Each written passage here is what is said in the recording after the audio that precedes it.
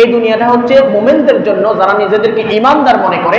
আর দুনিয়া সিজনুল মুমিন, এই দুনিয়াটা মুমিন ব্যক্তিদের জন্য জেলখানা। আমাকে আপনাকে যদি আজকে জেলের মধ্যে দেওয়া হয়, কুমিল্লা কেন্দ্রীয় কারাগার যেটা আছে কুমিল্লাতে, ওই কারাগারে যদি রাখা হয়, রাখার পর যদি আমাকে আপনাকে বলা হয় আপনাকে 5 স্টারে যা সুবিধা আছে এই জেলের মধ্যে তা সুবিধা দেওয়া হবে, আমি আপনি কি থাকতে চাইবো জেলের মধ্যে? আপনাকে যত ধরনের সুবিধা আছে তত ধরনের সুবিধা জেলের ভিতরে দেওয়া হবে। 5 স্টার থেকেও 6 স্টার 7 স্টার থেকেও ভালো সুবিধা আপনাকে জেলের ভিতরে দেওয়া হবে। আপনি আমি কি জেলের ভিতরে থাকতে চাইবো? থাকতে চাইবো না। যদি বলা হয় যে অসুবিধা নাই, দুনিয়ায় গেলে তো, বাহিরে গেলে তো আপনার সমস্যা হবে, দেখা যাবে গাড়ির অ্যাক্সিডেন্টের ভয় আছে, ওইখানে গাড়িও নাই, অ্যাক্সিডেন্টও নাই।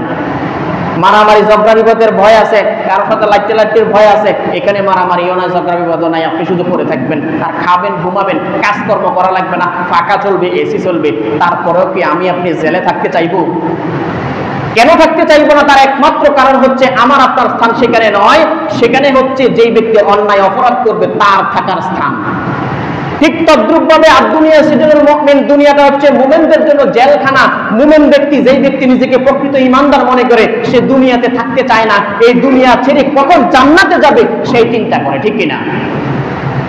যেমনি ভাবে একজন আসামি না হয়ে সে জেলে থাকতে চায় না, কখন বের হয়ে আসবে, আমার স্থান তো এটা না, আসামিদের স্থান সেটা, আমি কখন বের হয়ে আসবো সেই চিন্তা করে। তেমনি ভাবে মুমিন ব্যক্তি, যেই ব্যক্তি নিজেকে মুমিন দাবি করে, সেই ব্যক্তিও চায় যে আমি দুনিয়ায় থাকতে চাই না, এই দুনিয়াটা মুমিনের জন্য জেলখানা। ওয়াজান্নাতুল কাফের, কাফের যেই ব্যক্তি, মুশরিক যেই ব্যক্তি, কুফরি করে যেই ব্যক্তি, সেই ব্যক্তি দুনিয়াটাকে একটা জান্নাত মনে করে, সে থাকতে চায়, থাকতে চায়। অনেকে 41 বছর পর্যন্ত, 2041 সাল পর্যন্ত নিজেদেরকে গ্যারান্টি দেয় আমরা এত বছর পর্যন্ত বেঁচে থাকবো। তাহলে যেই ব্যক্তি দুনিয়ায় থাকতে চায়, ওয়াজান্নাতুল কাফের, এই দুনিয়াটা কাফেরদের জন্য জান্নাত, মুমিনরা থাকতে চায় না। তুহফাতুল মুমিনিল মাউত, ঈমানদারদের জন্য মৃত্যুটা হচ্ছে একটা উপহার, একটা গিফট। যেমনি ভাবে আমরা গিফট পেলে খুশি হই, উপহার পেলে খুশি হই, তেমনি ভাবে মুমিন ব্যক্তির যখন মৃত্যুর সংবাদ আসে সেই ব্যক্তি খুশি হয়, যাক যাক দুনিয়া নামক জাহান্নাম থেকে আমি জান্নাতে যেতে পারবো, দুনিয়া নামক জেলখানা থেকে আমি জান্নাতে যেতে পারবো।